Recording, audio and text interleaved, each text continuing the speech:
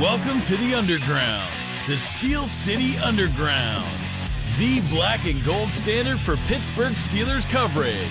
Now, here's your host, Joe Kuzma and Zach Celadonia. Hello, everyone, and welcome to another edition of the Steel City Underground podcast. My name is Joe Kuzma, and joining me today, as we tend to do early in the week here on the show, he's become a regular. We know him as Flash. I know him as a lover of fast food. Zach Celadonia. What's going on, my friend?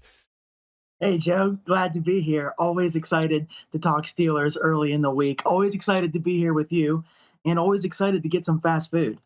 Yeah, so I was asking you just off air a second ago if you've gotten any McDonald's this weekend. You're just the McDonald's fiend. I think you're going to turn into that supersize me guy. You're almost eating it like on the daily. Oh my God, I'm so jealous of that guy. I always think about that documentary. I'm like, that guy was so dramatic and so, oh, woe is me. I got to eat McDonald's for a month straight. Give me a break, bro. I could have done that. I could have done 2 months probably. The thing is, he tried this, I think. You got to change it up on a more consistent basis. You can't like go burger. You got to throw in the chicken, alternate. I don't like fish, so the fish fillet would be lost on me. But if I could work in my contract to do my version of a 2-month supersize me, I would demand the McRib be in the rotation, and then I'm sure I could do it. Your contract. Oh yeah, I've thought about this long term, dude. Man, I'll tell you what really ticks me off. I'm gonna throw down some cuss words in the show today because I'm fired up already.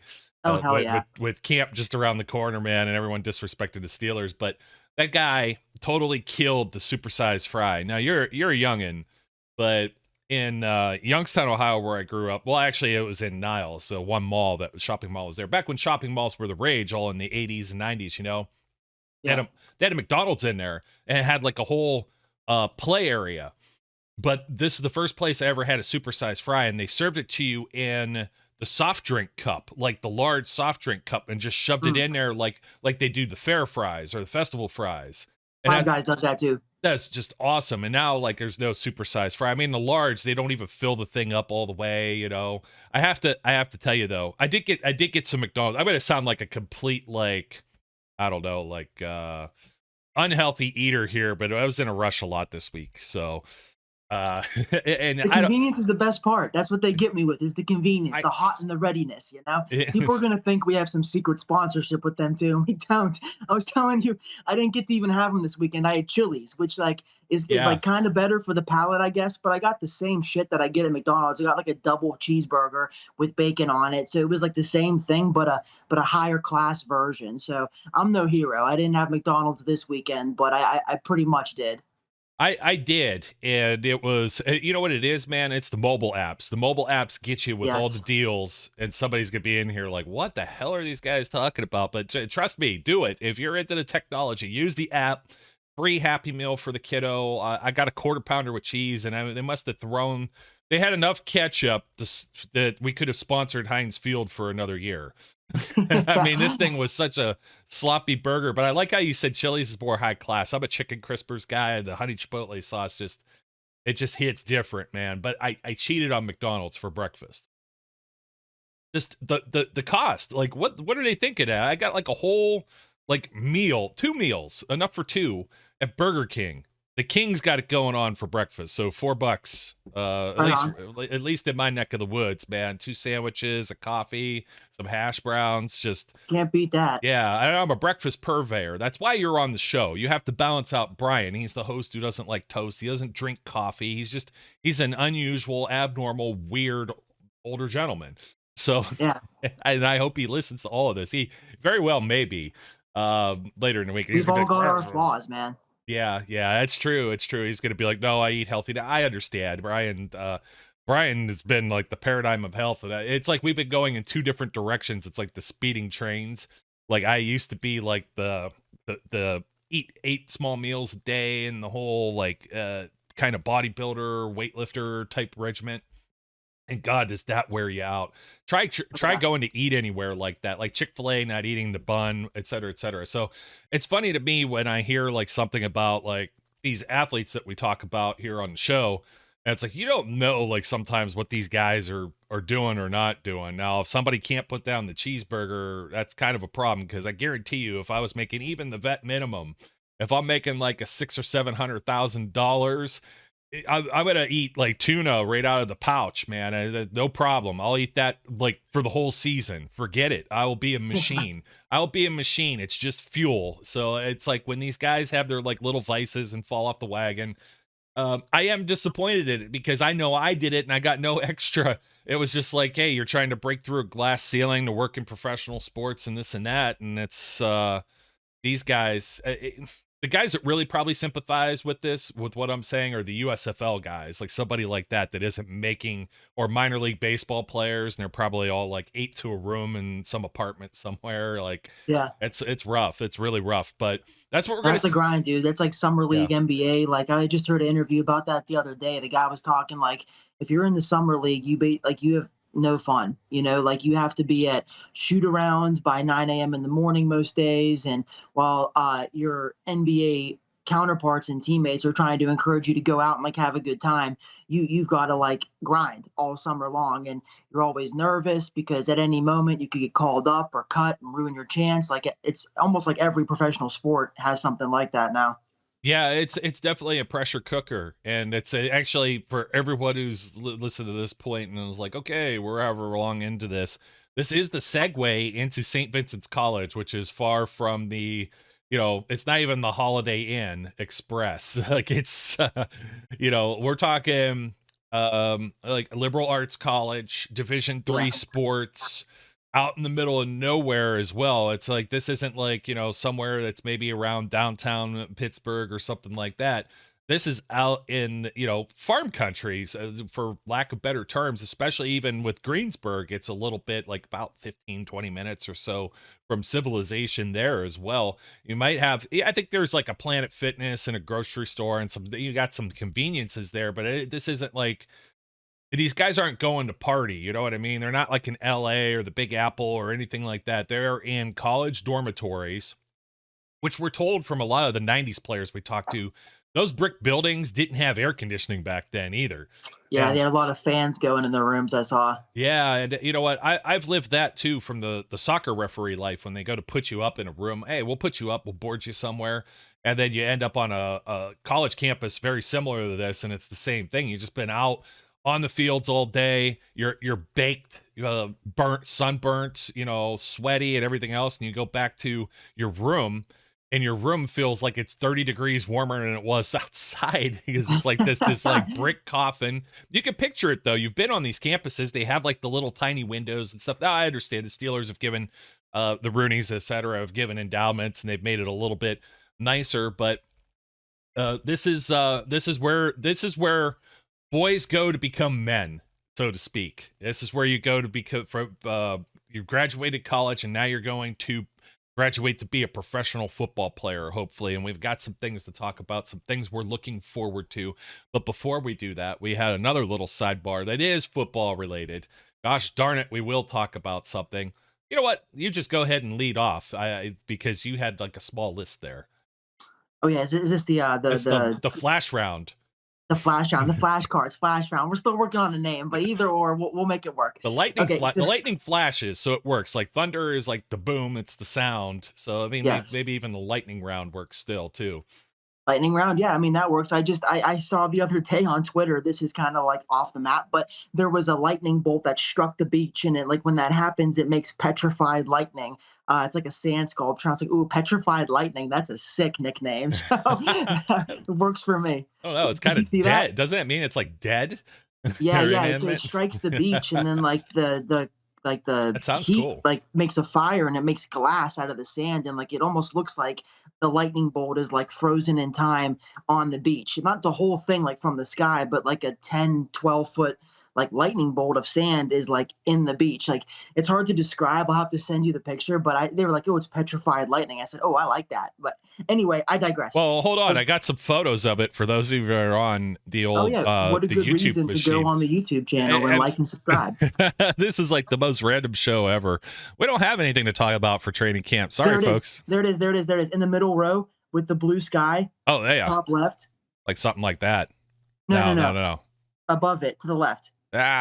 Here, right here. There, yeah. You got it. Yeah, that's the picture I saw. That looks like something you would get, like a funnel cake or something like that. That's pretty crazy, man. I'm not, I was today years old when I realized that's a thing, and it's for sale too. You can go out and buy that stuff. That's wild.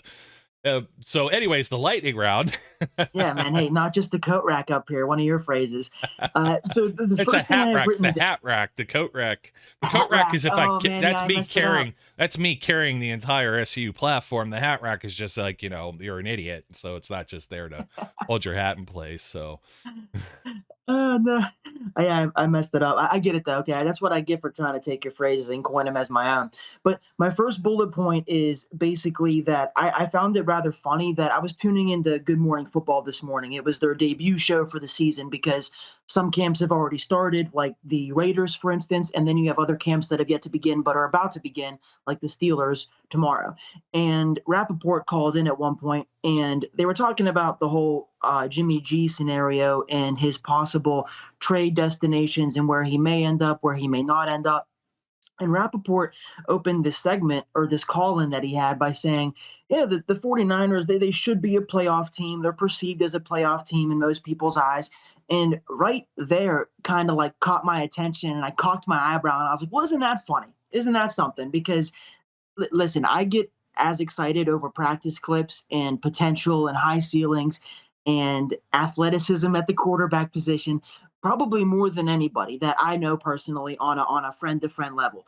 And these videos of Trey Lance, their supposed starter, are encouraging. He looks like he's getting it. He looks like his physical traits are coming to the surface on a more consistent basis, and you're seeing him kind of develop. But it's practice. We really, really, truthfully don't know how good Trey Lance is going to be. And the whole point of this call-in from Rappaport was to talk about where Jimmy G is going to go. So they're going to lose him. So there is as much uncertainty at the quarterback position on the 49ers as there is on the Steelers. And they're should be a playoff team, perceived as a playoff team. We're viewed as fourth in the division to everyone, even the Browns, who are going to probably have to start Jacoby Brissett or Jimmy G, who knows? And we're viewed as fourth to them. But the Niners, not Jimmy G, Josh Rosen or they decided to get Josh Rosen. Well, you were getting ahead of the Jimmy G trade talk. Yeah, exactly. So, but they I get it, man. I think Nick Bosa is a hell of a player. He's very, very good. Him and Joey both are deserving of what they get. It's funny how they're like alter ego Watt brothers in a sense. Okay, Nick Bosa and TJ, they can cancel each other out, right? Sure. Then I look at the rest of their defense. Give me Cam Hayward, give me Minkah Fitzpatrick, give me what we have as a whole, offense and defense. I guess maybe it's a respect for Shanahan thing, but we've Tomlin, so that should be a wash too. So I don't get where Rappaport's coming off saying they should be a playoff team, knowing all that we don't know about the Niners, if that makes sense. That's it, though, and it's if they don't have Jimmy G there, actually, who else do they have as their quarterback? I got to even look this up because off the top of my head, I can't even tell you who else is there right now. I can tell you who they've had. I'm pretty sure C.J. Beathard's gone from there, but let me pull this up. Mullins is gone. Yeah, Mullins has been gone. He's been bouncing around. He was even with the Cleveland Browns last year. Yeah. Let's see here. Trey Lance, Jimmy, Nate Sudfeld, and Brock Purdy. And this is the same thing. I love my Lindy's Pro Football previews. And all I've been doing is dragging them because all they've been doing is dragging the Steelers.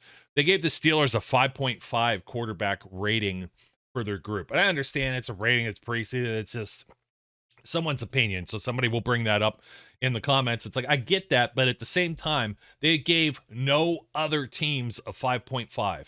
That includes the Atlanta Falcons. That includes the Seattle Seahawks.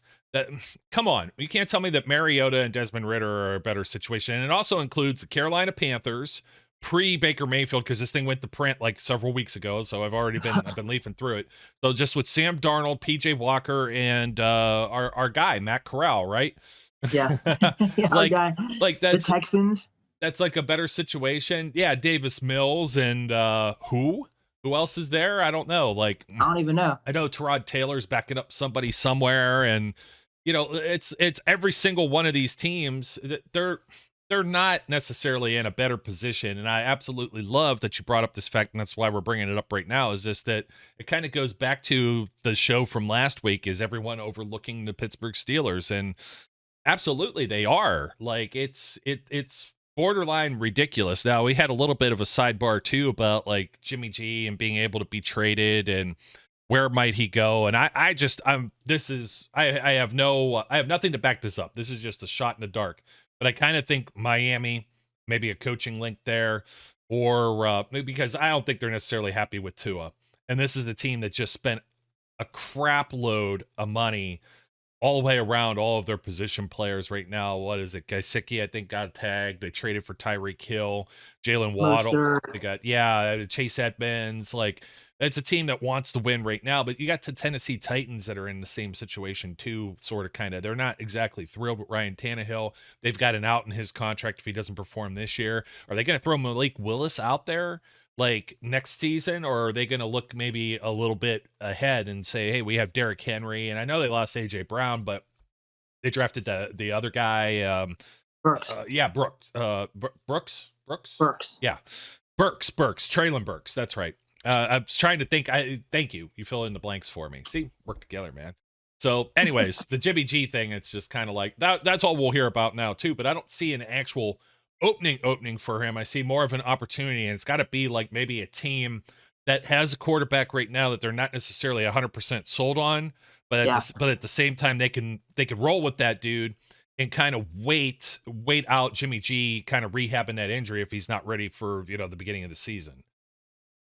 Absolutely. Yeah, that's the thing is Rappaport went on to say that Jimmy G can't be traded anyway until about mid-August because he's got some injury, whatever his last surgery was for. I didn't care enough to pay that close attention to it, but he can't be traded till about mid-August anyway, so we're going to have to sit on these theories for a minute. Aside from that, with the lightning round, the flashcards, the quick bullet points here, I also had Davante Adams makes funny Hall of Fame comment and then immediately walks it back. So he got blasted for saying that, anytime you go from a Hall of Fame quarterback to another Hall of Fame quarterback, there's still going to be an adjustment.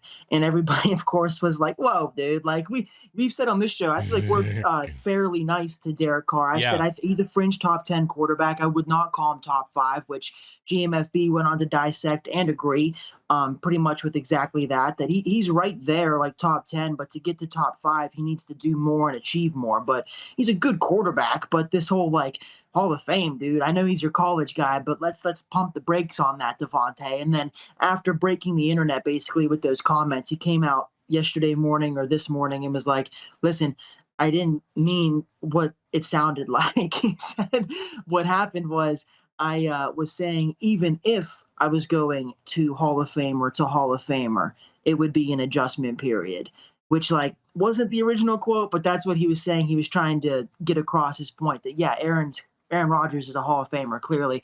And he said, even if I was going to another one right now, there would still be an adjustment period. Because I guess they were asking him about, like, is it going to be seamless? Because you've had, Derek Carr before as your quarterback in college, or is it going to take an adjustment period? And that's where the Hall of Fame comment came from. So just a little good fun there with that one. And my last one is everybody wants to be the Steelers because there are 14 teams that have announced alternate helmets this year. And about 8 of those are just black helmets. Oh yeah. You know what? you just jogged my memory. I'm going to pull that up on the screen too. I had a pretty witty tweet that I sent out, but hey, listen to this one. The Houston Texans depth chart still ranked better than the 5.5 that they gave the Steelers, the lowest, the only 5.5 team out of the 32 in the Lindy's preseason. Last year, I was so fired up over that magazine, I did an entire show over it. So I'm trying not to do that again. Man. That's the whole reason why I do this, man. Is like you've seen me for years just tweeting and ranting and paragraph after paragraph arguing. I was like, I need somewhere to voice this frustration so I don't end up like a grumpy old man with no hair. No offense. I'm not that old yet. I'm not quite Brian's age. So Davis Mills, Kyle Allen, Jeff Driscoll, and Kevin Hogan. You can't tell me you feel more comfortable going into a season with that room than you would with Mitchell Trubisky, Mason Rudolph, Kenny Pickett, and even Chris Oladokun from South Dakota State. I think offers more upside than maybe a Kevin Hogan or something like that. And that gets us right into pretty much where we need to be for the show. And Absolutely, dude. I mean, that's just get that hate out of your heart, not you, that magazine. How oh are yeah, we the last ranked quarterback room? That makes no sense. Bias aside, I could feel like I could pull some Browns, Bengals, and Ravens fans and be like, listen, dude, who's got the better quarterback scenario? Steelers, Seahawks, Texans, or Panthers, and almost guarantee if they're smart and they know respect and they respect their peers, which Steelers are, they would admit our quarterback situation is at least better than those schmucks. oh, it just drives me nuts. And there's really, I actually think there are more Ravens fans. They're already talking that with their draft and the injured players coming back, that they're Super Bowl content. They actually say Super Bowl contenders, so they'll go from last to first. But Yeah. bounce it back around, bang, there it is, the original black helmet. No Oh yeah, alternates baby. necessary. Just fire right there. And we'll jump straight from that to the reason you're here. Let's just bitch about this guy. Kenny The reason Pickett. I'm here. No, it's the top storyline, man. What's Kenneth, whatever. I gotta see what his damn middle name is again. I can't remember it. I love calling him Kenneth Pickett for some reason, even though it's like I tell people just call me Joe and not Joseph. Kenneth Shane. Like, that's pretty cool. Dang. I don't know. Somebody liked some Westerns or something. Like, that's just like a Yeah. very, like, I'm surprised. Maybe he has like another, like Shane Wayne or something. That's a badass middle name. I've never heard of a middle name Shane before. Gunslinger name though, man. That's pretty badass. I like it. I'm not poking too much fun there. Kenneth Shane Pickett. Okay, that could work. Yeah, I mean, there you go. But everybody's already kvetching about where he's going to take the reps. Look, folks, and myself and Zach, we had a sidebar offline because we jumped in the comments here on YouTube, and it's like so Zach is like, we're both of the same opinion that I don't care which of these quarterbacks gets the job done. If they get the job done, I'll be happy, and I'm going to support them. But Yes. in my side, I feel like people have had Trubisky up here where he's really here. People have had Mason Rudolph down here where he's really kind of up here in the same level with Trubisky. But again, 50 starts versus 10 starts. I can't confidently 100% say that they're on the same level. I can't 100% say. I mean, there's people that are like, hey, Matt Nagy ruined Mitch Trubisky. And, well, look at Mason Rudolph with Randy Fichtner and no quarterback coach and all the garbage he had to deal with. So it's like, I have those guys on equal setting. But then this number one top quarterback in the draft class falls in the Steelers' lap with absolutely no draft capital or anything else spent on it. And if he flies out there and just makes everyone look stupid, I'm gonna be thrilled. It means you got like a 15-year starter. I mean, I'd Absolutely. be thrilled, but we don't expect that necessarily. We expect there to be some, he's going to be green. He's going to be raw. He's going to have some of the rookie or first year player things if he sits this year that he's got to go through. And when did the Steelers ever just hand the keys like over to any player to just start right out the gate, especially in training camp? Like It's that, usually by necessity these days only because I was thinking Najee about this maybe. too. And Yeah. they don't need to do it with Kenny. Again, I want Kenny to start. Like as long as he's ready. I want him to start. But I agree that they don't do it as in hand the keys over to somebody unless it's necessity. Because with Mitch and to your credit, Mason and Camp as well, they might not feel the urgency as they felt with like, for instance, I remember, I'm not proud of this, but I called into Mark Madden's show one time when I was like 18 or 19. I was You were a young young. boy. Yeah. Young and dumb.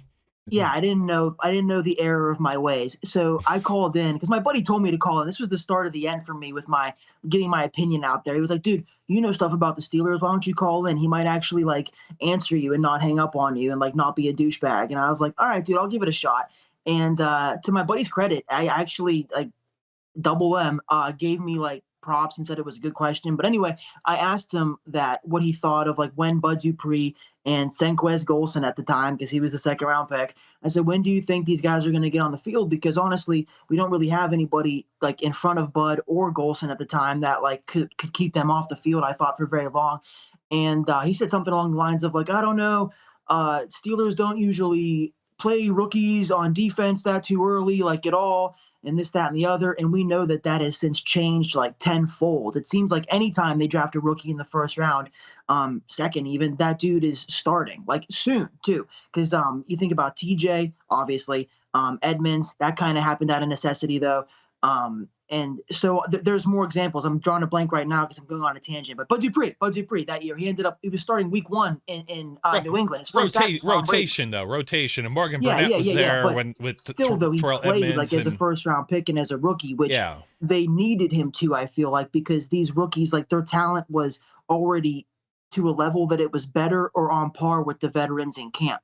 Whereas Kenny, quarterbacks, it's different beast entirely, but they could think that they're fine starting Mitch or Mason like in the time being, and then wait for Kenny to be ready. It doesn't have to be forced. You know, there is a funny tweak to this that Kenny is supposed to be pro ready. So again, like circling back to what you said, neither of us really know what he's going to look like when practice starts. If he starts it and he's lights out and like they can't keep him on the field, that's awesome.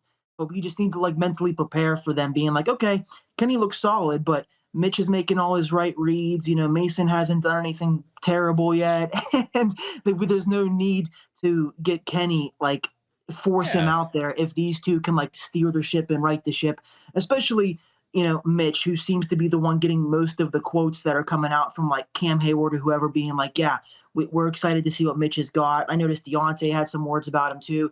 So it's just a mental preparation and a thing that I see the trends of past where Steelers have been starting some rookies sooner than later, but quarterback's a different beast. And with this roster in particular, they seem to have guys in camp who they could theoretically start and be patient with Kenny with. TJ is an extreme exception to the rule. And I mean, to put James Harrison on the side, I understand it was an aging James Harrison, but to not even give that dude some playing time and have him inactive at a point during a rookie season. I mean, they love TJ, dude, right away. That was their guy. My goodness. I mean, Bud was at least in a rotation. Devin Bush was behind Mark Barron. He started right away, though. He was in there, but it wasn't like he wasn't a full. He didn't have the dot yet as a rookie. That was year 2 before he got hurt, obviously, and then that screws everything up yet again. But that's why they had signed Mark Barron. And sometimes they'd have Barron and Bush on the field instead of Vince Williams out there too. So they had those 3, but the starters were usually Barron and Vince to a certain degree, because Barron also was another guy that got banged up or wasn't available. The quarterback battle, as you said, this is what's going to happen. Kenny's going to have nothing but like the third reps, and everyone's going to complain and whine, and they're going to be like, why is Mason getting to QB2? And it's never going to end until Kenny gets to QB1 reps. And I don't expect Kenny to look, he's going to look fine for what the coaches want, because the coaches are going to look at this like you or I look at this, and everybody else is just going to see drop passes or like wide receiver 10 running the wrong route. And they're going to be like, oh man, this guy, I don't know if he really has it or anything like that. The only way he really looks bad is if like he takes like a snap and then the small hands thing comes into play and he's fumbling the ball all over the place. Yeah, and he's going to have some jitters maybe too. Who knows? You know what I mean? It's just, but I fully anticipate him to be QB3. The thing that's really going to be intriguing to me is whether or not they give Rudolph any reps and reps with the ones. And it will, like, you're going to look at it day 1 and everyone's going to tell you that everything that happens on Wednesday is going to be gospel. And it's not going to work that way. Thursday, some things are going to get changed up. The following week, some things are going to get changed up.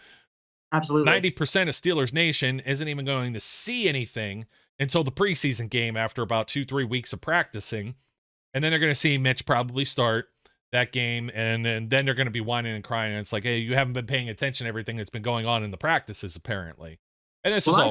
I think they're all going to get team 1 reps. I think they'll all get team 1 reps. I just think Mitch will get the most, and then Mason, and then Kenny. So I'm not disagreeing that Kenny will be QB3 to start things off, but I think they're going to want to see all 3 of them with the first team, like, go through practice reps. He will get third team reps, but I think he'll get his hand in the pile with first team reps too. That's just me, because I think we tend to lean towards the idea of Mitch starting right now, but the Steelers, I think, are still going to want to see all 3 of them, like, get their reps in with Deontay, Najee, Freiermuth, etc. Because we said this about when we first drafted Kenny. We were on the show talking about what they were going to do in the preseason games, and I think it's going to it's gonna mirror their practice strategy where, like you said, week one preseason they'll put Mitch out there. I think if all things continue to trend in the direction that they are right now, Mitch will go out there, and then Mason, and then Kenny, and then the next week maybe Mason, and then Mitch, and then Kenny, and then that third game potentially Kenny starts with the ones.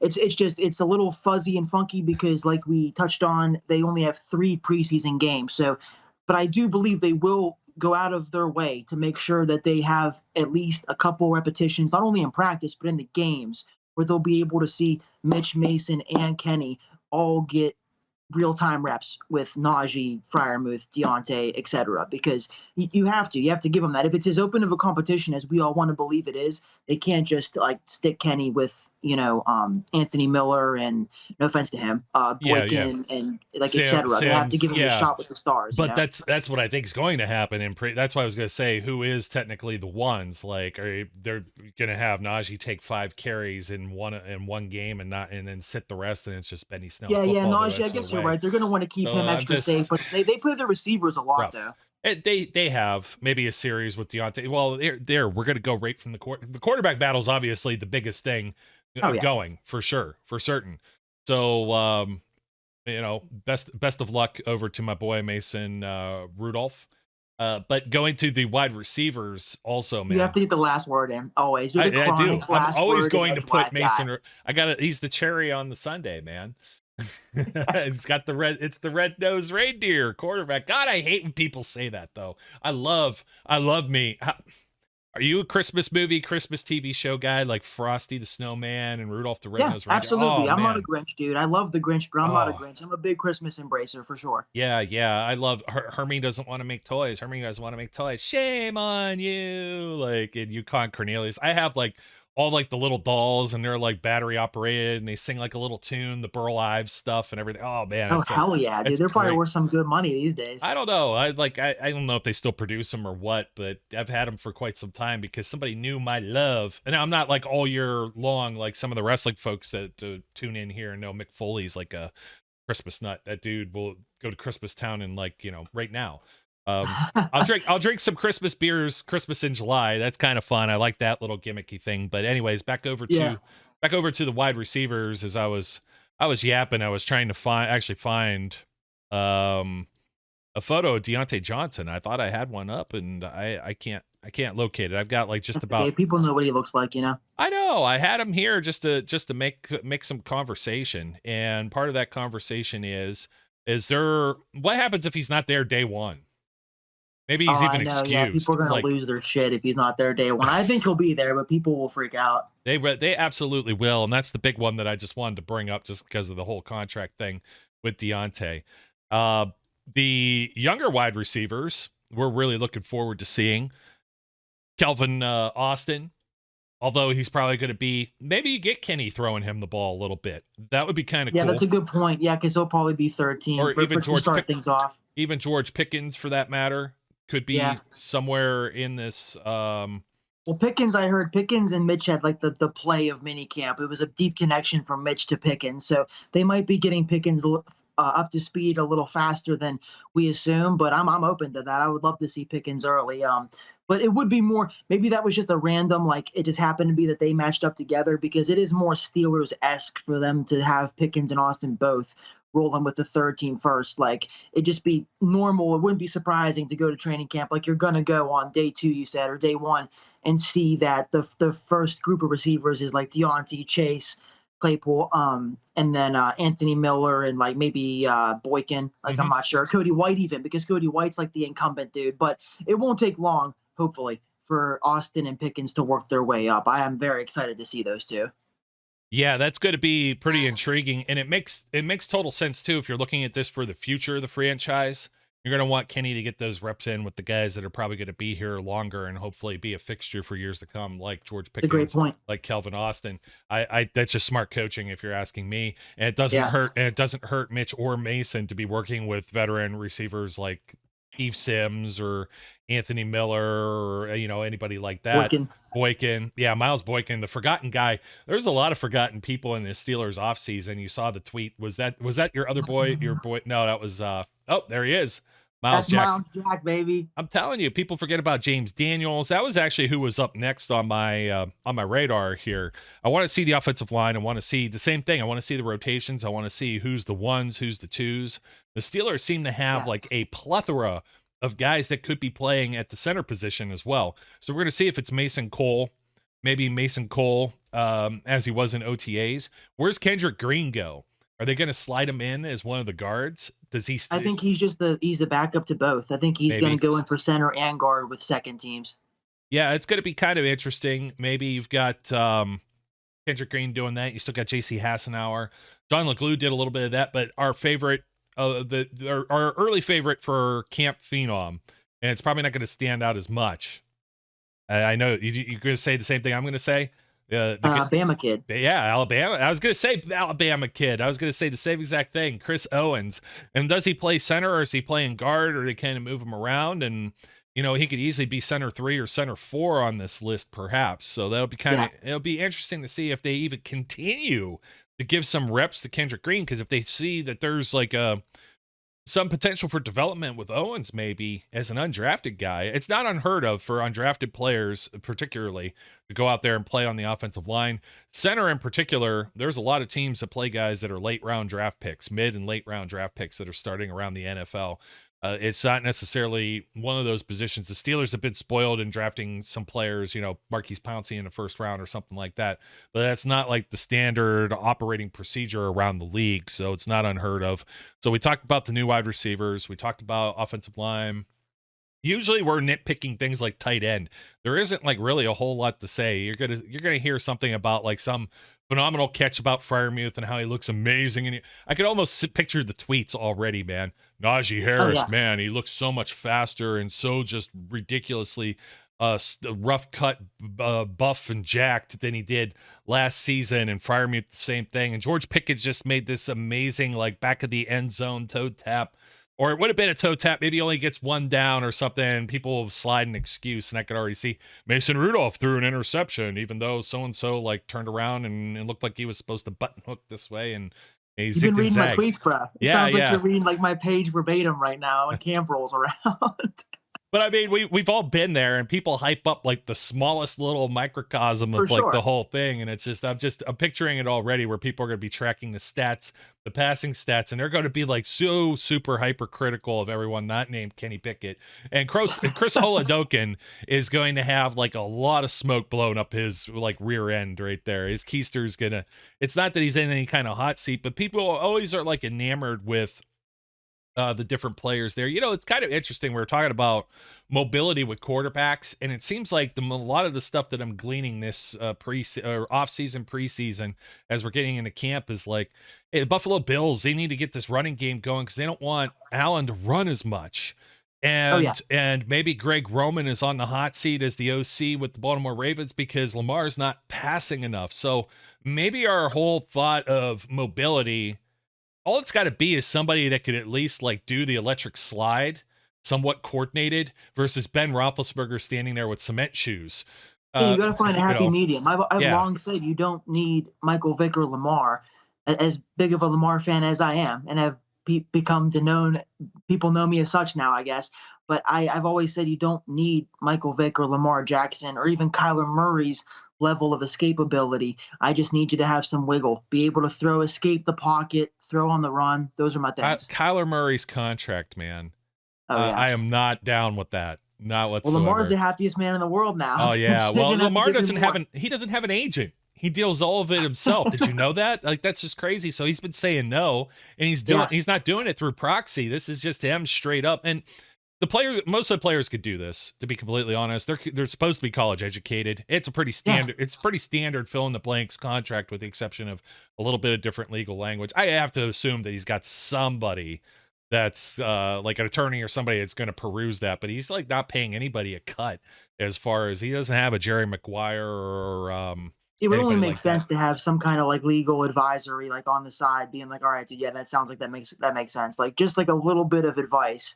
But props to him. I respect that for sure, that he's doing that himself. It worked out for Sherman that one time. He was the famous, like not the first one. Was he the first one to do it? I don't know, but Richard Sherman did it, and it worked out for him that one year. I mean, he's probably the most memorable of the recent players that have done something like that. But yeah, it's not like you got, we've had Lee Steinberg on the show and a couple of his agents as well. It's always interesting hearing their side of that. I should try and get one of them back, or at least just ping them and see if I get a quick response to read on the air. But I'm going to jump over to the other big battle that no one is really giving its due, and that's the punters.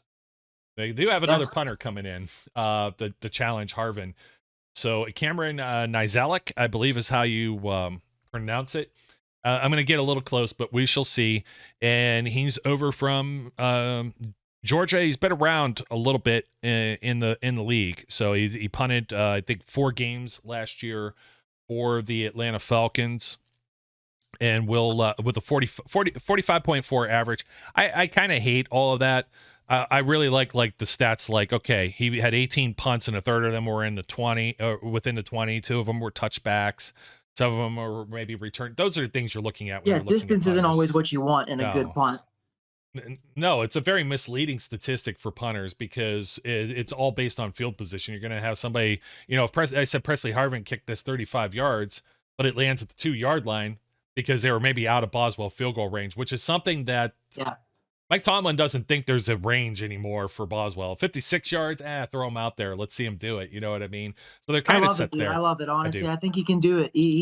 He's got the leg most of the time. I think that's about his max, is like high 50s, which is pretty standard if you're an elite kicker. So, yeah, I love it. If it's 57, 58, and I see number 9 trotting out there, it gets my blood going.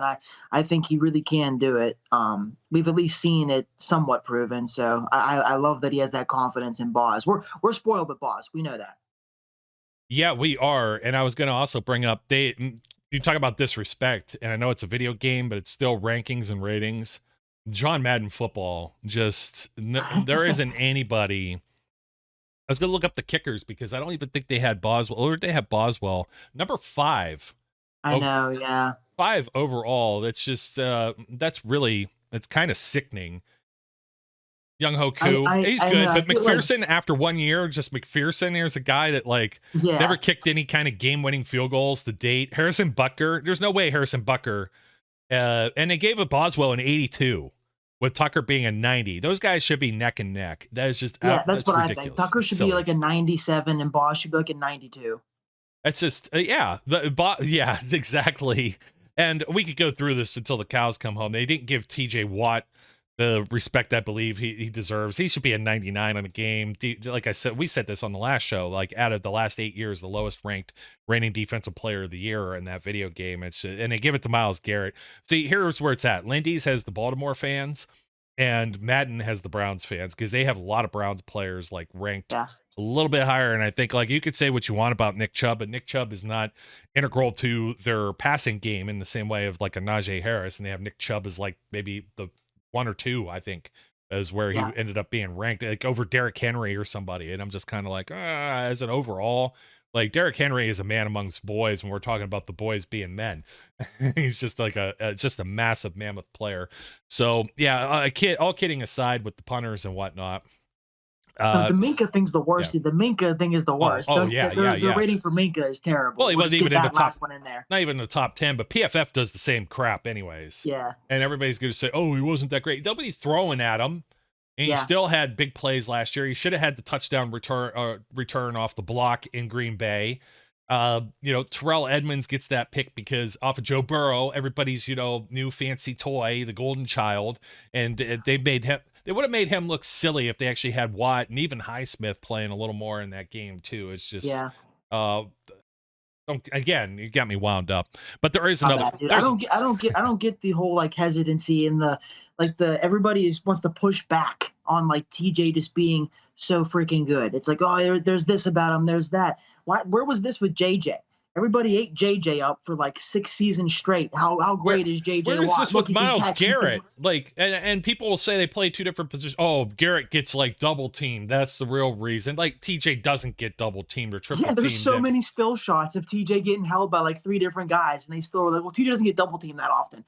It happens pretty often, dude. Yeah, and the Steelers aren't playing traditional 3-4 hardly. And really, last year they didn't even have Alou, which that's another guy I'm looking forward to seeing returning camp and see if he's back up to speed. So even in that aspect, it's if you're talking about a 4-3 with a 4-man line, like the only difference is one's got his hand down into the dirt and the other one's standing up. And I can guarantee you, I'd bet the farm that TJ Watt drops into coverage probably, I don't know, 300% more often than Myles Garrett does in the pass game. Now they've probably been rushing him a little more recently, the Steelers, but last year they weren't sending blitzes as often either at the beginning of the season. And the dude ties the sack record, misses the equivalent of, what did I say, almost like the quarter of the season. He had 2 games entirely, and then I think another 3 or 4 halves worth of football. Oh, hell yeah, dude. Hell yeah. TJ does it all, man. You know what people forget? And I say people, I mean myself. I saw a replay of the damn Chiefs game again the other day. Maybe it wasn't a whole replay, but it was like a little highlight package. And aside from the touchdown that TJ had in the playoff game, he also tipped the one pass that Devin Bush picked off. There was like 6 minutes left in the first quarter. Chiefs were about to score. TJ drops back, tips it up, JJ style. Bush picks it off, and I was like, holy shit, I forgot that he even did that. So yeah, TJ offers more as a whole than Myles Garrett. I think Myles Garrett's a phenomenal player, dude. He's very, very, very, very good. He's elite, but TJ is better. Like, you can have both of those things be true, and TJ puts his hand in the dirt sometimes too, so he can do everything that Myles Garrett can do. Very true. Yeah. They're trying to say which side he plays on, and if he's facing inferior way, get out of town with that. Like, it's just it's so ridiculous. Do you think opposing defensive coordinators are saying, well, we don't have to worry about TJ Watt this week because he's coming from a different side of the field? Like, it's just like, he's not as good as people say. Don't worry about TJ Watt. Yeah, don't worry about him. No, we can just put one guy on him. We don't have to chip him with a running back or a tight end. Like, you've seen teams apply that strategy and how it goes for them. Not well. No, they get bowled over. And that's not to take anything away from Garrett, but it's just he doesn't have anywhere near the statistics, accolades, or anything else. He's still up there as one of the Premier League defenders, and he should have been. He was he's top #1 overall pick for the entire draft. You know what I mean? Absolutely. It's not like the other bum that's on their team, Jadeveon Clowney. So he's what Clowney should have been. Yeah, he's what Clowney should have been. Exactly. So let's talk about the reason why. Well, we're a lot more bullish on the Steelers versus, let's even say, the 49ers. There's a guy right there, Cameron Hayward. There's a guy. And he's talking with DeMarvin Leal, who fell into the 3rd round. And not a lot of people are really talking about him, much to the, like, Nakobe Dean or somebody like that fell, I think, to the Eagles, or, you know, Jordan Davis, a guy we really, really, really, really, really loved preseason wise. I mean, the Eagles snapped both of those guys, which is going to be sick. The Eagles defensive line is going to be sick. We're going to talk about that when they actually have the Steelers play them later this year. They've got a rotation. They've got some guys coming back from injury too, but they put either or together. If it all works out and all clicks, holy cow. That was their formula to win the Super Bowl. It sure was. They had like 4 or 5. Well, they had enough to, like, it was almost like hockey where they had like a whole extra line and they kept those guys healthy. It's the best way to describe it. But Brandon Graham, their rookie Barnett, Cox, obviously. Still there. Yeah. Malik Jackson, I think, was there. I'm trying to remember too, but wasn't Quinn there too? Maybe I'm trying to think. Did he have a small spell with them as well? But regardless, this ain't the Eagles show. But you know, that's the way I'm viewing the Steelers in a way too, because you got a little Lou coming back from injury. Hayward just continues to. There's people out there who don't believe Cam Hayward is next to Aaron Donald or shouldn't be in the same breath, and it's just that's kind of ludicrous. It's obviously, you know, you've got. Again, it's like the Hall of Fame comment with Davante Adams. Aaron Donald's here. Okay, there's a little bit of a gap. There's nobody else. There's Cam Hayward, and then everybody else starts to fall in line after Cam there. So Chris Jones, I would say, is probably 3rd, like the closest possible to our top 2 guys there. And that's the one Madden rating they got freaking right.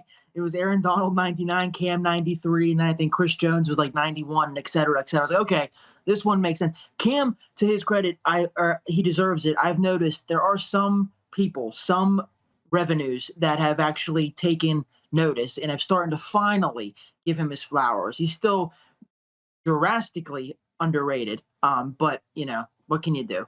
Yeah, and then, well, what can you do? Well, let's see if this guy, I think I'll start maybe on the pup list, maybe. Larry O, let's see. Larry Ogunjobi, we'll see if that happens. That's a good point. Yeah, we'll be on the lookout for that today or tomorrow. When do they announce that?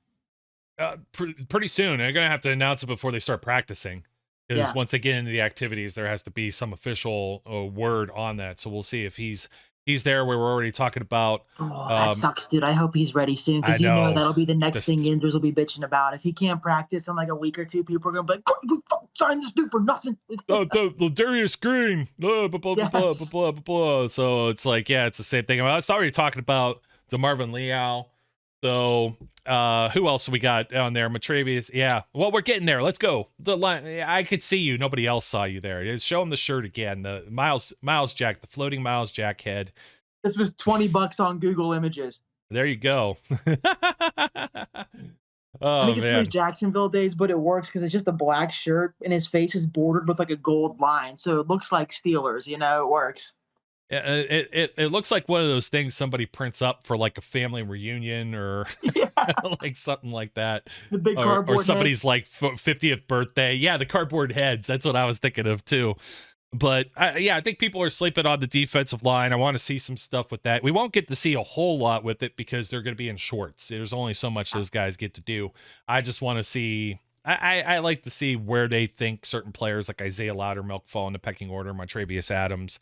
And then you've got the guy that we've been waiting for, the biggest, maybe the biggest, it could be years from now, talking about the biggest addition to that Steelers linebackers room. And it is Brian F. Flores. Oh, I just took you for a loop, buddy. No, that's what I was thinking. 100%. I knew you were going. You're Flores, on it, yeah. But seriously, though, you hear nothing but good things. He's whipping these guys in order. He's playing drill sergeant and everything like that, and that includes Miles Jack. Obviously, we've already mentioned Miles Jack a few times, but you can't go without mentioning any of the position coaches that have changed. We'll have to see Terrell Austin doing some different things. New wide receivers coach out there as well. So all kind of, what was that, Frisman Jackson? Is that who it was? Name, yeah. So we'll see if the wide receivers continue to grow too, and we got to see if Devin Bush is back up to speed, and we'll see. I think Frisman Jackson, actually, sorry to cut you off, I think I saw that he's got a tie to someone. He was either a coach. Why do I think this now? I think I saw that he might have had Calvin Austin for a brief stint, or Anthony Miller. He might have been at Memphis for a second. I don't know why that's in my head, but I think Frisman Jackson has a little bit of history with one of our guys, or two of them. I could be totally. Yeah, I'm trying to look. 14 years of coaching experience at the college or professional level. He was with the Carolina Panthers most recently. He was an offensive passing game coordinator, and then moved over to be wide receivers coach. He was also with the Titans. DJ Moore. Maybe that's what you're thinking of. DJ Moore, Curtis Samuel, and some of those guys. I don't know why I thought that. Maybe I was just thinking of the Matt Canada thing, how he's had McFarland or whatever. But either way, yeah, new coaches at multiple positions. I'm excited to see Flores take action so you've already kind of seen it in the OTAs and the mini camps. He was right there up in Devin Bush's ass.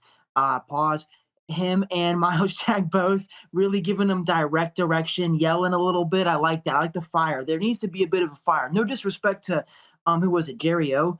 That was the linebacker coach before him. Is he still on staff? But yeah, Jerry's still there. Jerry, okay. It's weird because it's Jerry's always been the I think inside linebackers. That's what I mean. Yeah. So it's Flores. I'll pull it up in a second. Flores has they have completely different titles, and it's funny because I shot a picture over to someone the other day, and it was just a list of the Steelers and all of their entire coaching staff, and it's this really short column list compared to, you look at some teams I want to say the Seahawks, or even the Bengals, or I think it was Washington. It might have been Washington. I'm gonna have to definitely double check on it, but there was definitely one team out there. It couldn't have been Washington. Snyder's probably too cheap. Maybe even Philadelphia. One of these teams I was looking at had assistants for every single position. They had a coach and an assistant coach. Yeah. Whereas we have a lot of guys wearing multiple hats. Yeah, it's really crazy. And somebody will say, "Oh, well, the Steelers are cheap, the Roonies are cheap." Get out of town. That has nothing to do with it. It has to do with, or Tomlin's just dumb and doesn't know how to run the team. And they've got guys that have head coaching experience or have a plethora of experience. Terrell Austin comes in as a positions coach, you know what I mean? And he's already been a defensive coordinator a number of times around the league. So But it's he was coveted at one point. I think it was about 6 or 7 years ago. He was on a lot of people's lists as like a possible head coaching candidate, and then we just kind of like swooped in and stole him super low key. And he's just been like waiting on our roster for this chance to be DC, and he is now. And I'm very happy about the Terrell Austin promotion and that move. And I was already satisfied with that and happy with that, and excited to see how he would implement his own schemes and strategies to our defense. And then they got Brian Flores, and I was like, oh man, this is like we unlocked a whole new chamber of the Steelers defense, and it can't be overstated how big of an addition Flores really is. Like I know you were pulling my leg there with that, but you're spot on that Flores could be the biggest addition of the whole crop of free agents that we got. He could be the key, and hopefully he is, because I mean he's widely respected. Like anybody you ask about him loves him and says his coaching abilities are unique in his own way. He's a bit of a hardo, but in a way that he knows how to resonate with guys. Kind of like Tomlin, maybe a little more serious and a little more hard ass than Tomlin, but I think it's going to work. I really do. I think the way he's going to fit in with this staff and kind of gel, I think you've already seen it kind of take place when Tomlin speaks about Flores and answers questions about him. It sounds like he's very excited to have him as a part of this team. Yeah, absolutely. And I was going to pull up the entire thing here. If you give me one uno momento, I was going to just go through the coaching staff just to kind of get this. There's the guy right there. He makes me feel old sometimes because we're like the same age now. Like I see the similarities. He's looking a little thinner than me at this time, but man, I'll tell you what, Tomlin, same thing when we're talking about Bill Cowher back in the day. Bill Cowher used to have these turtlenecks with Steelers on it. Now you can buy anything with Steelers on it, but back in the day, like NFL stuff was merchandised, but it wasn't as accessible. You know what I mean? Yeah. It took me forever to find one of those. But like when you see Tomlin wearing a hat or a shirt, it's like, okay, go online and hope it's not sold out. Dude's always got the swagger. John Mitchell, man, what a story. And as assistant head coach, longest tenured was at 1994. Been around. He's done now, right? No, he's still I would assume that since he's still listed here, he's here. He just he stepped away from being defensive line coach several years ago for Carl Dunbar. Okay. So Matt Canada, as I say, he's a good looking guy. He's got a shaved head. I could definitely sympathize with that. So Eddie Faulkner, running backs coach, Frisman Jackson, wide receivers, Pat Meyer, offensive line, Alfredo Roberts, tight ends, quarterback coach Mike Sullivan with his assistant David Corley, and then assistant wide receivers coach Blaine Stewart, assistant O-line. Isaac Williams kind of snuck in there as somebody that they added. Blaine's been there for a little bit. He's been kicking around. I thought he was helping with offensive line too.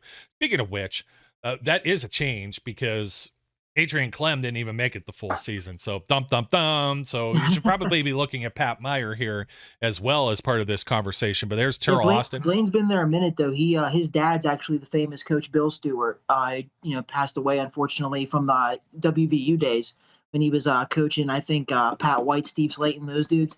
That was Blaine's dad. So Tomlin was close with him and knew him.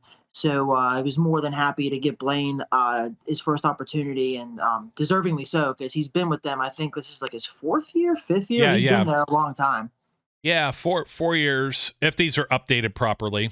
So I'm assuming that they are, because let's see, Grady Brown's the new secondary coach. Fully, no more splitting between corners and safeties. So that one's kind of like I'm hoping that works out okay. Downsized. Yeah, downsized, but you have way more dudes back there, which that's the last thing we got to talk about is the corners and the safeties. That was going to be my segue, but we got into Carl Dunbar. Let's see, Brian Flores is senior defensive assistant / linebackers, where Jerry Osavsky is inside linebackers coach. Jerry's been around for all of Mike Tomlin's tenure as well. And then an assistant outside linebackers coach, Denzel Martin. So what you could read from this right now is that you've got 3 linebackers coaches, which means Brian Flores has some fingerprints on what's going to be happening with this defense coming up. That's senior defensive assistant. He's doing more than just linebackers. For sure. Yeah. He's in there for sure. And Terrell Austin taking over, but we'll see.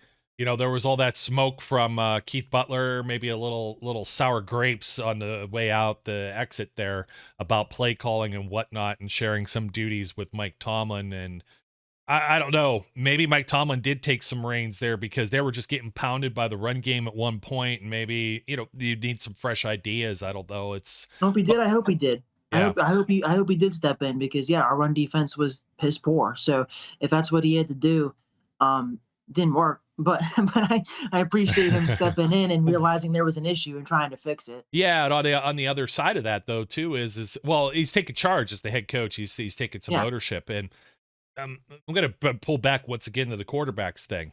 This is like Tomlin isn't on any hot seat where he's going to lose his job if he he doesn't have to force Kenny Pickett out there in order to keep his job. He doesn't have to be like Urban Meyer and be impressive, or Matt Nagy, who's on the hot seat and if Justin Fields doesn't pan out or do anything right away. And you're going to see this in Carolina with Matt Rule now, with Darnold and Baker Mayfield, and it's like, good Lord, what's going on? There's people that are talking about Vrabel over in Tennessee being on the hot seat, and he just won Coach of the Year.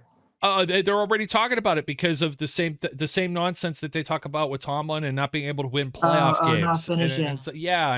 They don't have that Super Bowl trophy, man. I mean, they got rid of Mike Mularkey after a playoff appearance, and I believe he also won that wild card game back then too. It's just that's true. I'll tell you what, dude, if Vrabel gets let go, that's one guy that I love Tomlin. I'm a famous Tomlin lover, but I mean Vrabel, that's one guy that if Tomlin wanted to retire in time for us to swoop in on Vrabel, that would be pretty convenient.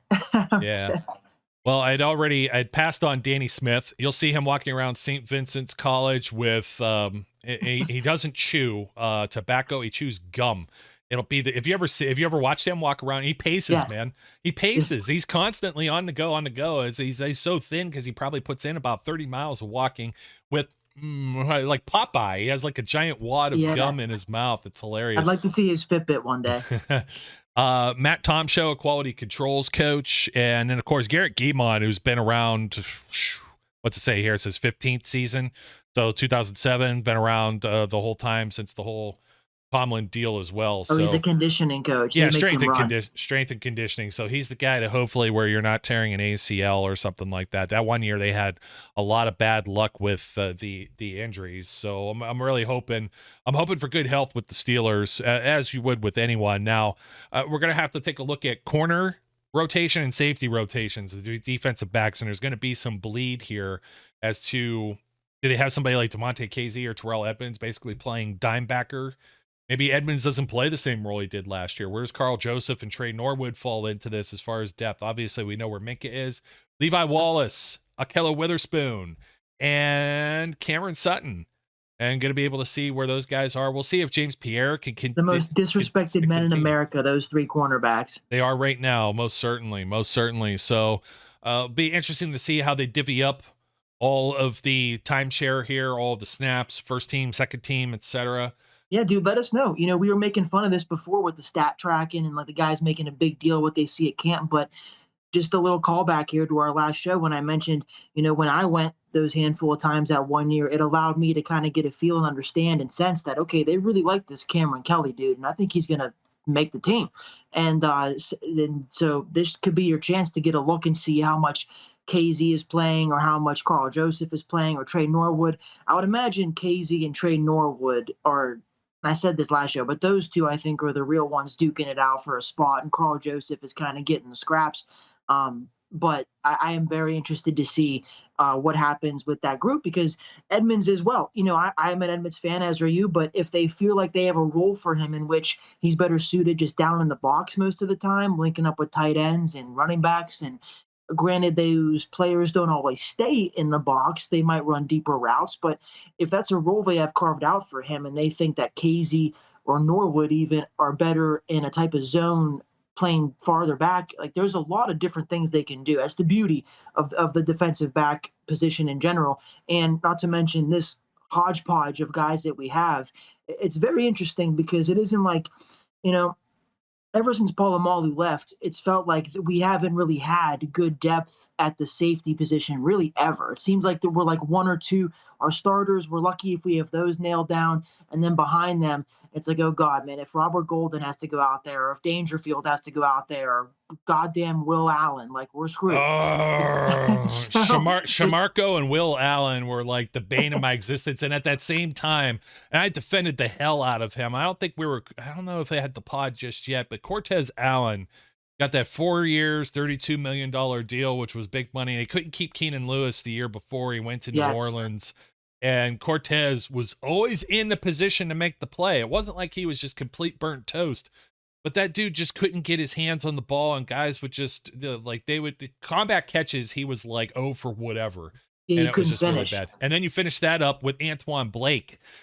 Oh my God. Yeah. I forget about Blake, dude, because he fooled us all. He came in as like, we were so bad at the cornerback position that year. He came in for a game and had like a play or two, played like shit the rest of the season, but I was able to keep his starter position. And I think started the next year, I mean, he had like, I can count the number of plays Antoine Blake made in a positive way for the Steelers on like 3 fingers. That's all I need. Well, he gave up like the most. He's like Trayvon Diggs last year with the Cowboys, but without the interceptions. He gave up like the good part. Yeah, he gave up like the most passing yards this season. It was well over 1,000 in a 16-game season back then. So I'm gonna throw this out here. Most excited player. Give you a second to think about it since you're on the spot. The guy you're most excited to see in camp. Don't laugh. Don't laugh. The guy I'm saying I want to see, no, because I think he's such an underdog. I think Mason Rudolph is such an underdog, bro, that I want to see him silence some of the doubters. I want to actually see him put doubt into people's minds in the other direction, that maybe he could do the job. I'm not necessarily saying I want to outright see him win and beat the snot out of Trubisky either, because be honest, if Trubisky's really bad, I've made this comment in the back rooms before. I think Mitchell Trubisky is like the next Charlie Batch. Mm-hmm. I kind of wonder if he doesn't win, if he doesn't hold this job with the Steelers, what does he do next? Maybe he sticks around and he's the veteran backup. Charlie had like 50-some starts and, 10, 12,000 yards passing and whatever with Detroit as a starter in 4 years, kind of like almost the same, a similar path maybe. And Batch had come in. Ben was QB3 as a rookie, but Batch had just come in too. I think Batch actually came in the year before, and they had Tommy Maddox starting. So you had Tommy Maddox was like they tried to retread some veterans, and they also drafted a guy. There's a lot of parallels going on right now. But of course, Ben got his spot because Maddox and Batch both got hurt, and then he never let it go. And that could very well happen with Pickett as well. So who are you looking forward to? Who's your top guy to see in training camp, at least the first week, because it's going to change as soon as somebody says, oh, so-and-so looks like really good. It's going to be? It's going to be Kevin Durant. Mateo Durant. Kevin Durant, Mateo Durant, yeah. That's really hard, man. That's really hard. The Steelers are like my children. I love them all equally. I'm very excited to see them. Kenny's the easy answer, I feel like, but just like I feel like that's so obvious. I would say Pickens and Freiermuth, just to see their wow, that was quick.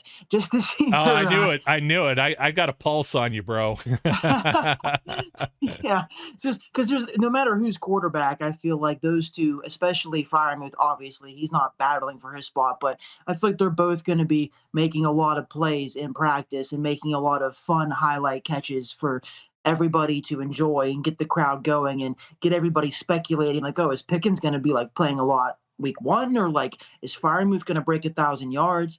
So I would bank on those two being my most excited to see players. But the quarterback battle in general, obviously, I mean, I want Mason to do good too, dude. I want all 3 of them to do good. I have my my opinions and I have my thoughts, and I've given them, and I have what I think in my head is going to happen at the quarterback spot, but I am not rooting against Mason Rudolph in any way, because we all know what that feels like when you have takes out there and you have a certain flow that you're rooting for and you want things to happen with your football team. We all can feel that feeling of like, oh yes, he threw an interception. Like I'm not doing that. I want Mason to perform well, because the more quarterbacks that perform well for the Steelers, the better the Steelers. Like this is, dude, if Mason's the only good one and Mitch and Kenny suck, that's not good for the Steelers. Like, so really there's no extreme way you want to be on any side of this fence. We both want all 3 of them to do well. And you just happen to think more positively of Mason than I do. And I am open, though, to the idea of him. I've said he can be the backup. I've said he can throw a deep ball. I've said he does things well at times. I've said he gets too much hate. But I think Mitch is the better of the two. And I think if it were me running the team and Kenny looks ready at all, I would at least heavily consider making him the backup. If Kenny's not, I'm comfortable and content with Mason being the backup as long as he has a good camp, good preseason, and shows that he's with it. So I'm Bud Light. Do people remember those commercials? I'm Bud Light, dude. I'm up for whatever to show me a good time. That's me with the quarterback room, really. I have what I think is going to happen, but I'm open to all of this. Yeah, as am I. I just our difference of opinion is as to whether or not the Steelers want a guy who's never taken a snap in an NFL game being the first option off the bench. I think that's where it's the primary area where we disagree. I don't think we disagree at all that they drafted Kenny Pickett as the future guy to hand the keys to. It's just a matter of when that happens. Yes. We don't really disagree that they brought in Mitch Trubisky as a veteran guy to help run this whole show during the offseason, and to not just only have Mason Rudolph and then maybe a rookie. It's just not a very good path for the development of Kenny Pickett overall, if that was their plan the whole way, or even for the matter of fact, the development of Mason Rudolph. It's not like he's fully developed. It's not even like Mitch Trubisky's fully developed yet.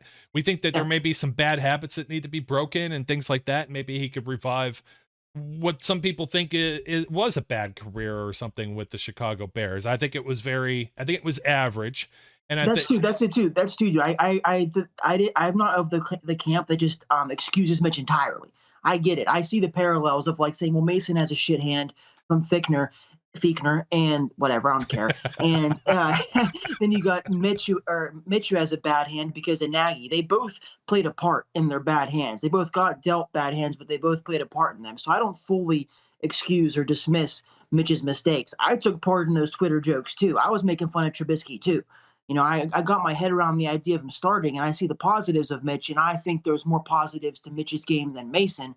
But I do not excuse the fact that he has some bad football on tape. I can acknowledge that and sense that. My expectations are level for Trubisky. I'm excited to see what he can do, but I'm fully aware he's still Mitch Trubisky and has made mistakes, plenty of them. And I think that Mason, believe it or not, is more like kind of like a Mac Jones type.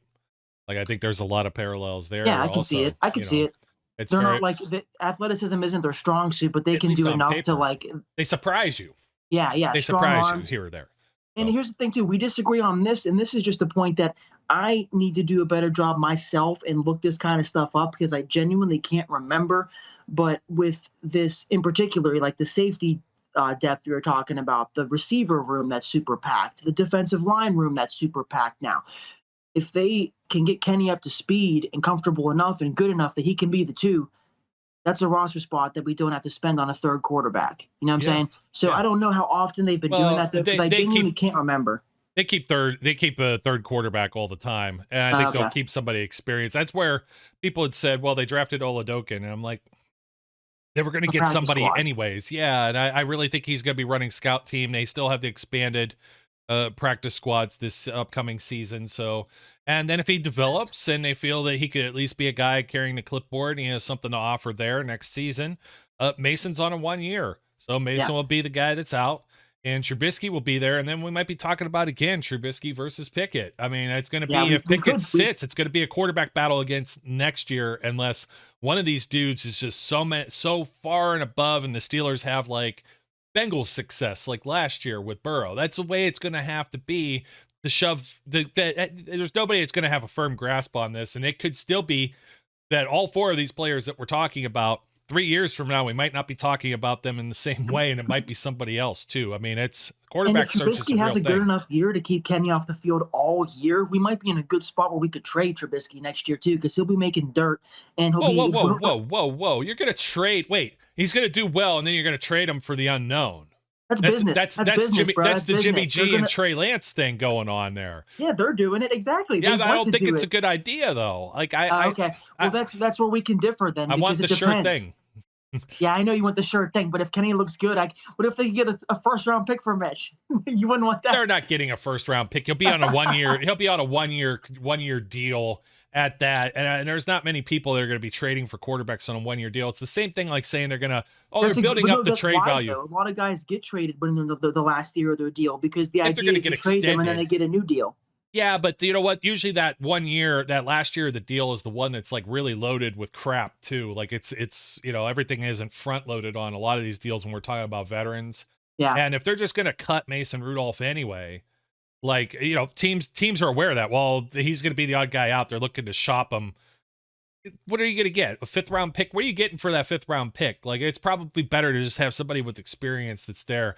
God forbid, knock on wood, that you have the 2019 season and all of a sudden you've gone from Ben Roethlisberger to Mason, and Mason gets hurt and you got to go to the Duck. And that's after you just got rid of Dobbs. And I'm not sure that Dobbs would have had that much more success there, but at least he had been around and whatnot. And he had a little bit, he could get on his feet and stuff. He would have had a lot of the similar problems, so to speak, but it may have been a little bit different of a situation there when they shipped him out of there. But regardless, I don't think you really wanted to see Dobbs or Duck in that position when you get right down to it. So anyways, we're up against it, my friend. Yeah, my phone just said low battery, dude. Chill out. Yeah, I know. We get to talking, man.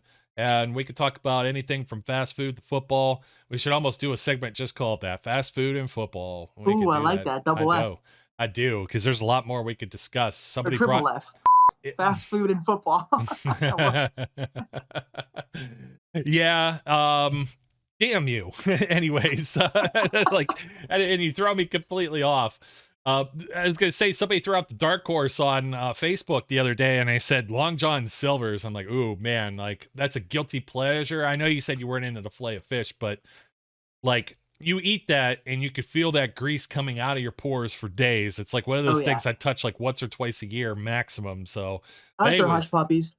Yeah, everybody says that too. I like the little bits of like fried whatever that you're not supposed to eat that are all broken off in the in the thing. That's the best part. And anyways, folks, tell us what you like there with the fast food stuff. If you made it here, 2%ers, don't forget to like, comment, subscribe. Don't leave a rating on this show, please, unless it's a thumbs up. Training camp is here. I'm going to be out there, God willing, knock on wood, nothing happens, and I will be reporting from Latrobe later this week, and I will let you know what I see and try and give you my unbiased opinion, which usually goes against the grain of what most of the other talking heads out there on Twitter. Like I said, it's like a copy-paste pattern of, this guy could be good, but it's what they always do. And it's just kind of like, okay, but we'll have a camp phenom somewhere around the way. And very rarely, Cam Kelly I wasn't big on, James Pierre I wasn't big on, but Mike Hilton was the one that was like, whoa, this dude's really standing out. And Duck, dude. Duck Great memory seeing Mike Hilton in camp. Number 40 he was wearing out there his first couple practices. And same difference with Duck. Even though I just kind of slammed him a little bit, I was like, this guy's a little better than your usual camp arm. I at least had that kind of inclination there. So, Zach, thanks for joining us once again, my friend. And we'll do this again sometime very soon here in the future. And until next time, his name's Zach Celadonia, a.k.a. The Flash. My name's Joe Kuzma. No cool nickname this time. We encourage everyone, as always, out there to be safe, be good, and we'll catch you later. We would like to thank you for listening and remind our listeners to follow us on social media and our website, www.steelcityunderground.com.